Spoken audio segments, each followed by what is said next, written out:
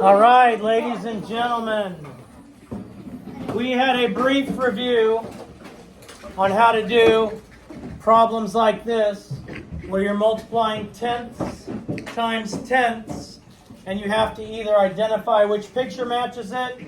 You may have to make the picture match the problem. There was a video on it yesterday. In our 5th grade math journal, slide 45 also explains it. I'm going to make a video now and post it on today's lesson. I made a video second class and posted it on today's lesson. And Mr. Toe made a video in the first class and posted it on today's lesson.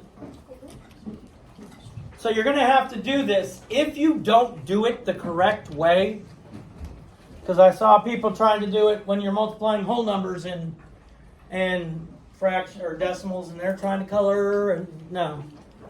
You are going to have to color, but you're going to have to watch. When we're multiplying tenths times tenths, our answers are always going to be in the hundredths. They're always going to be in the hundredths. You're going to need 2 different colors.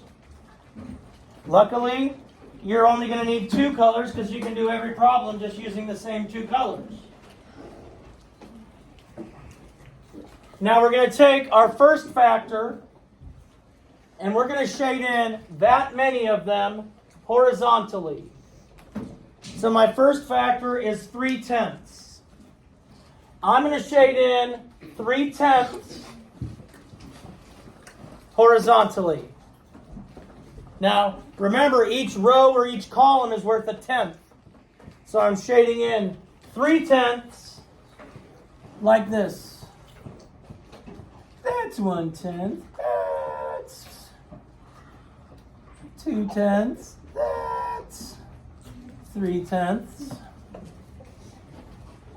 So I've done my first factor.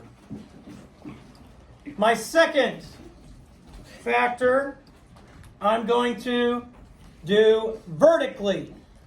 So I'm going to take my second factor and I'm going to shade in that many tenths vertically. So I'm going to shade in 7/10 vertically.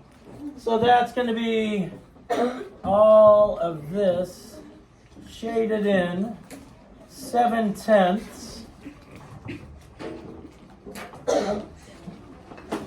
And yes, I overlap it because the overlapping part's the important part. Okay? So I've shaded in 3/10 horizontally, 7/10 vertically. My answer has to be how many hundredths are shaded in by both colors.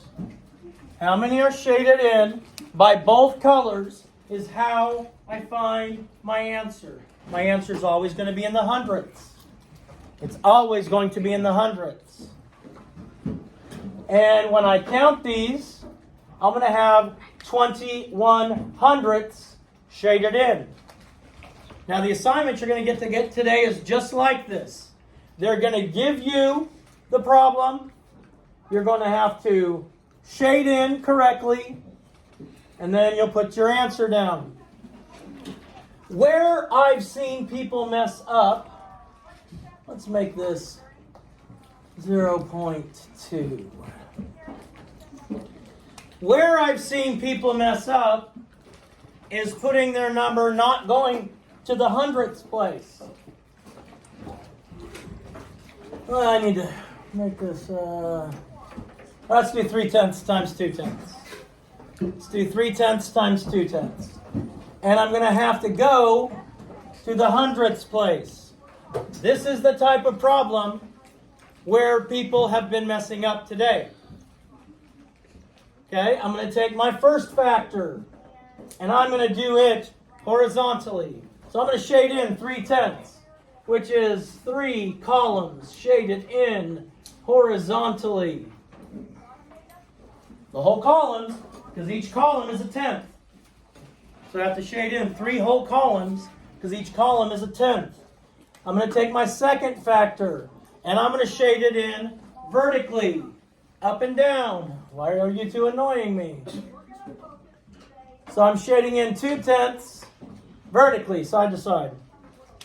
Vertically, side to side. Now, if we remember, each of these squares is worth 100. Each of these little squares is worth 100. Now, all I have to do is identify how many squares total are shaded in. And if I were to count it, there would be 6/100ths shaded in. I have to put the 6 in the hundredths place. If you put the 6 here, which is what many people are doing, you're telling me 6 whole columns are shaded in by both colors. Okay? Now, like I said, slide 45 in the math journal also goes through this. There's a video of Mr. Toe going over this posted on today's. There's a video of Mr. McMurdo going on today's post. And this one will go on today's post. There's not a reason to miss these. There are 4 problems that are like this that were the most missed because they put the 6 in the 10ths place.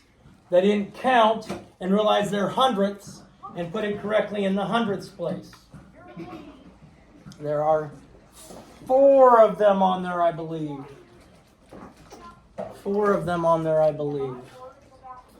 Now you can also remember when we're multiplying and we use the standard algorithm, I can write the problem. I don't need the zeros in front. 3 times 2 is 6. There's 2 numbers behind the decimal point in the problem. There has to be 2 behind it in the answer. So that's another way to check it. And if you care about your grade, I know you take the time and check it. If you don't care about your grade, you pretend you've done the assignment, and then you yell at somebody about it, and then just never get it done. I understand that. But you do you, boo. Are there any questions about this particular strategy, multiplying tenths times tenths? Tenths times tenths, your answer's always going to be in the hundredths. It's how many ever hundredths are shaded in. So it could be 20 hundredths if there are 20 total squares shaded in, which is the same as 2/10. But we can't say this is 6/10, because this is 6/100ths shaded in with both. No preguntas? What? Yes, sir. I can't hear him. If you get a number that's only like a whole number, like 20 instead of like 36, could you just put 0.2? Yes. Yes. Because it's 20 hundredths, which would be the same as 2/10. Yes. Any other questions? Make sure your grades will show. I've put 1 grade in the grade book. Just 1. It was the assignment that was posted on Tuesday. So if it jumps out there and shows red, you haven't done it and turned it in yet.